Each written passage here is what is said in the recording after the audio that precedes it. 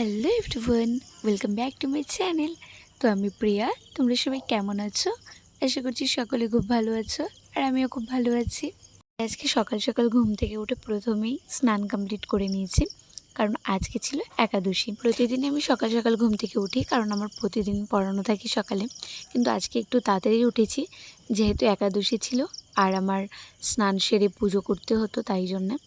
তারপরে দেখো ওরা সবাই পড়তে চলে এসেছিলো, তো আমি ওদেরকে পড়িয়ে নিচ্ছিলাম।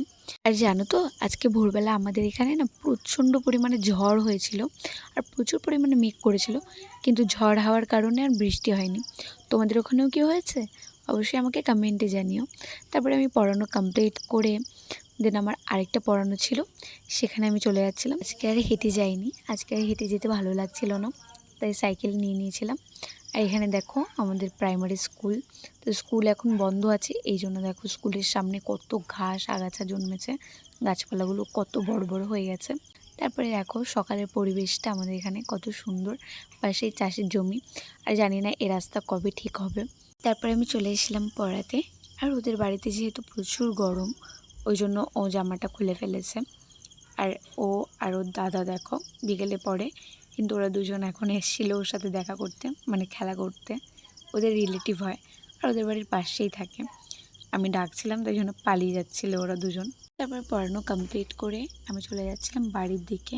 আর যাওয়ার সময় এত পরিমাণ রোদ হয়েছে, কি বলবো, প্রচুর পরিমাণে রোদ দিয়েছিল।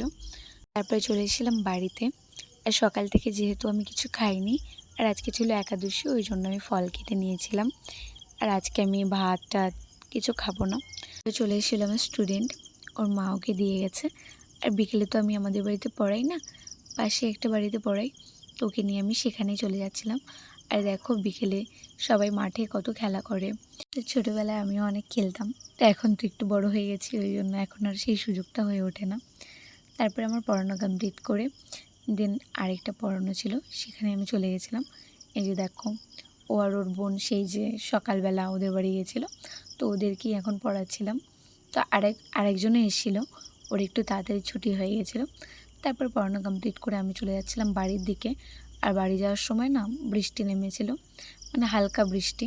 তারপরে আমি বাড়িতে এসে যেই একটু বাইরে বসেছি, জানি না ইনি কী করে টের পেয়েছেন, ঠিক চলে এসেছেন যে আমি এসেছি। তারপরে আমার সাথে এখন খেলবে, আমার হাতে হাত দিচ্ছে, আমাকে ডাকছে। মানে সত্যি মানুষকে ভালোবাসার থেকে পশুদের ভালোবাসা অনেক ভালো, কারণ মানুষ বিশ্বাসঘাতকতা করলেও পশুরা করে না। রাধে রাধে।